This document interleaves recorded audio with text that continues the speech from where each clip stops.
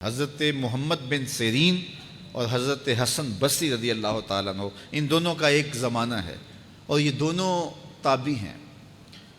ان میں سے ایک کا وصال ہوا، انتقال ہوا، حضرت محمد بن سیرین کا وصال ہوا یا حضرت حسن بصری کا وصال ہوا، تو دوسرے تابعی جو ہیں ان کے جنازے کے لیے نہیں گئے۔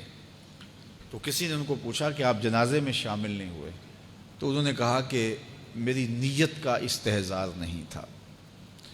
تو آج نیت کا استحضار تو دور کی بات ہے، ہماری نیت ہی دوسری ہوتی ہے، تو پھر اعمال خیر نہیں رہتے۔ تو یہ بنیادی چیز ہے۔ تو جو لوگ حج کرنے جا رہے ہیں وہ اپنی نیت کا استحضار اور نیت کی تنقیح اس کو اپنے اوپر لازم قرار دیں کہ کوئی اور غرض شامل نہ ہو، رضا الہی کا حصول یہ بنیادی نقطہ ہے حج کے مقاصد میں سے، کہ بندہ اس لیے اللہ کے حضور حج کرنے کے لیے جا رہا ہے۔ تو حاجی تو وہ بن ہی جائے گا، خود بخود ہی ہو جائے گا۔ اچھا، کئی لوگوں کا یہ خیال ہوتا ہے کہ میں نے ایک حج کیا ہے تو حاجی بن جاؤں گا، اور زیادہ حج کیے جائیں گے تو پھر الحاج بن جاؤں گا۔ تو یہ ایک عوام کی غلط فہمی ہے۔ حاجی اور حاج ان دونوں کے اندر کوئی فرق نہیں ہے۔ حاجی بھی اس میں فاعل کا صیغہ ہے اور حاج بھی جو ہے وہ اسی معنی میں ہے۔ تو حاجی ہو یا حاج ہو، الحاج ہو، الحاج الف لام تو معرفہ کے لیے لگ گیا۔ تو اس سے یہ جو لوگوں کے اندر غلط فہمی ہے کہ حاجی ایک حج کرنے والے کو کہتے ہیں اور الحاج کئی جس نے حج کیے ہو، جس نے فلاں تو الحاج ہے، یعنی اس نے بہت سارے حج کیے ہیں۔ تو ایک حج کرنے والا بھی الحاج ہو سکتا ہے اور متعدد حج کرنے والا بھی حاجی ہے۔ جس طرح ایک نماز پڑھنے والا بھی نمازی کہلا لیتا ہے اور روز نماز پڑھتا ہے وہ بھی نمازی ہے، تو اس کے لیے کوئی الگ سے لفظ نہیں ہے۔ اور بعض لوگوں کا یہ خیال ہے کہ جو جمعۃ المبارک کے دن حج آئے وہ حج اکبر ہوتا ہے اور باقی شاید چھوٹے حج ہوتے ہیں۔ تو یہ بات بھی غلط فہمی پر مشتمل ہے۔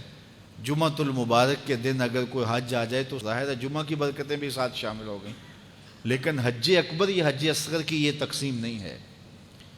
عمرے کو حج اصغر کہا گیا ہے اور جو حج ہے اس کو حج اکبر کہا گیا ہے۔ تو ہر حج یہ حج اکبر ہی ہے اور حج اصغر العمرہ وہ عمرہ ہے۔ تو یہ دو غلط فہمیاں ہم دور کر لیں کہ ایک تو حاجی اور حاج میں کوئی فرق نہیں ہے، حاجی بھی اس میں فاعل کا صیغہ ہے اور حاج بھی اسی معنی میں ہے۔ تو اگر کسی کو یہ شوق ہو کہ میں نے زیادہ حج کیے تو میں الحاج کہلا لوں گا، تو وہ جناب ایک سے بھی لکھ سکتا ہے۔ اس کو اگر اس لیے جانا ہے تو اتنے پیسے خرچ کرنے کی ضرورت نہیں ہے، وہ ایک حج سے بھی جو ہے وہ الحاج لکھ سکتا ہے۔ تو یہ مقصد نہیں ہے کہ میں حاجی کہلاؤں یا الحاج کہلاؤں۔ اگر یہ مقصد ہو گیا تو پھر یہ ساری کی ہوئی محنت ضائع چلے گی۔ مقصد رضائے الہی کا حصول ہے۔ اللہ تعالیٰ جل شانہ یہ نصیب کرے، اور یہ حج کے بنیادی مقاصد میں سے ایک مقصد ہے کہ اللہ کی رضا کو حاصل کیا جائے۔ فرمایا تمہارے گوشت، تمہارے خون اللہ کو نہیں پہنچتے۔ یہ جو تم قربانیاں ذبح کرتے ہو، نہ تو خون پہنچتا ہے نہ تمہارا گوشت اللہ کو پہنچتا ہے۔ گوشت تم خود کھا جاتے ہو، خون نالیوں میں بہہ جاتا ہے، تو پھر اللہ کو کیا پہنچا؟ نہ تمہارا خون پہنچا، نہ تمہارا گوشت پہنچا، نہ تمہارا پوست پہنچا۔ فرمایا اللہ کو تمہارے دل کا تقویٰ پہنچتا ہے۔ تو یہ نیت کے فرق سے عمل ہوتا ہے، یہ بات ذہن میں رکھیے گا۔